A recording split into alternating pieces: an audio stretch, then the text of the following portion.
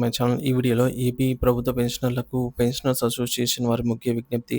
దీనికి సంబంధించిన పూర్తి వివరాలైతే వీడియోలో తెలుసుకుందాము. వీడియోని ఎక్కడే గానీ స్కిప్ చేయకుండా ఎండ్ వరకు చూసేయండి. అప్పుడే ఇన్ఫర్మేషన్ పూర్తిగా అర్థమవుతుంది. అలాగే వీడియో చూస్తున్న ప్రతి ఒక్కరు వీడియోకి లైక్ చేయండి ఫ్రెండ్స్. ఈ వీడియోని తోటి పెన్షనర్ మిత్రులతో అయితే షేర్ చేయండి. కొత్తగా చూస్తున్నవారు ఇంకా ఎవరైనా మన ఛానల్ సబ్స్క్రైబ్ చేసుకోకుంటే వెంటనే మన ఛానల్‌ని సబ్స్క్రైబ్ చేసుకోండి. దీని ద్వారా నేను చేసే లేటెస్ట్ వీడియోస్ అన్నీ మీ వరకు రీచ్ అవుతాయి. ఇక ఆలస్యం చేయకుండా వివరాల్లోకి అయితే వెళ్ళిపోదాము. ఫ్రెండ్స్, ఇక విషయానికొచ్చినట్లయితే జీవితమంతా ప్రభుత్వ సేవలో అంకితభావంతో పనిచేసి వృద్ధాప్యంలో ప్రశాంత జీవనం గడపాలనుకుంటున్న ఆంధ్రప్రదేశ్ రాష్ట్ర పెన్షనర్లకు సమస్యలు తప్పడం లేదు.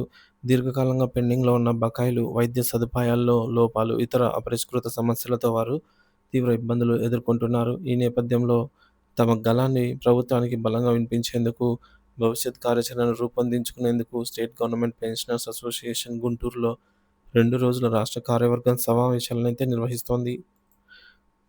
గుంటూరులో 2 రోజుల రాష్ట్ర కార్యవర్గ సమావేశాలు. తేదీలు జూన్ 20 మరియు 21. వేదిక రాష్ట్ర కార్యాలయము గుంటూరు. లక్ష్యం పెన్షనర్ల దీర్ఘకాలిక సమస్యలపై చర్చించి ప్రభుత్వానికి స్పష్టమైన వినతి పత్రం సమర్పించడం మరియు భవిష్యత్ పోరాటం కార్యాచరణను రూపొందించడము.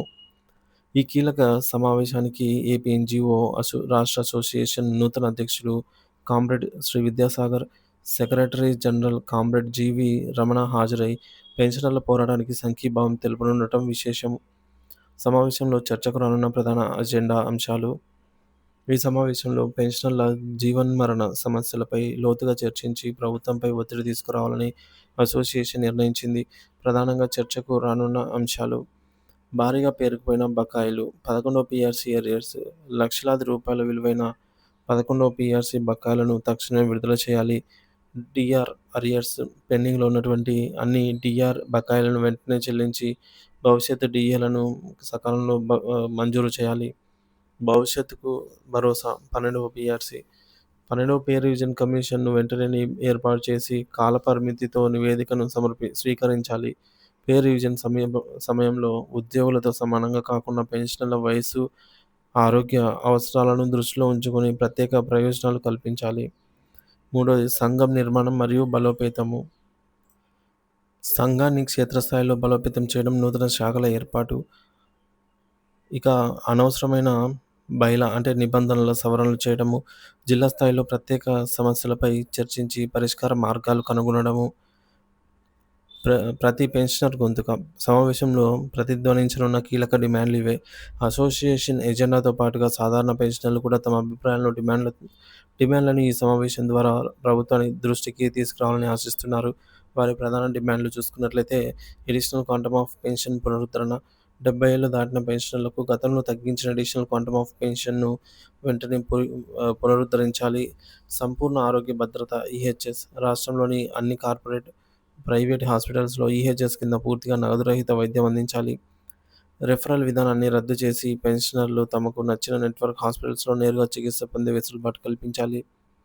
అంత్యక్రియల ఖర్చు మంజూరు. పెన్షనర్ ఎవరైనా మరణించినప్పుడు వారి కుటుంబానికి అందించే అంత్యక్రియల ఖర్చులను, ఫ్యూనరల్ చార్జెస్‌ను బడ్జెట్‌తో సంబంధం లేకుండా దరఖాస్తు చేసిన వెంటనే మంజూరు చేయాలి. ఈ ప్రక్రియను సులభతరం చేసి బాధిత కుటుంబానికి తక్షణ ఆర్థిక సహాయాన్ని అందించాలి. ట్రెజరీ మార్పు సౌలభ్యం. పెన్షనర్లు తమ నివాస స్థలానికి దగ్గరగా ఉన్న ట్రెజరీకి పెన్షన్ చెల్లింపును మార్చుకునేందుకు అనుమతించాలి. ఈ మార్పు కోసం పెన్షనర్లు దరఖాస్తు చేసుకోవాల్సిన అవసరం లేకుండా ట్రెజరీ అధికారులే వారి ఆప్షన్ కోరి మార్పు చేసేలాగా నిబంధనలను సరళీకరించాలి. వయోభారంతో, అనారోగ్య సమస్యలతో సతమతమవుతున్న పెన్షనర్ల సమస్యలను ప్రభుత్వం మానవతా దృక్పథంతో చూడాలని, వారి న్యాయమైన డిమాండ్లను నెరవేర్చాలని అసోసియేషన్ కోరుతోంది. ఈ 2 రోజుల సమావేశం వారి ఆవేదనకు అద్దం పడుతోందని, ప్రభుత్వం నుంచి సానుకూల స్పందన వస్తుందని లక్షలాది మంది పెన్షనర్లు ఆశగా ఎదురుచూస్తూ ఉన్నారు.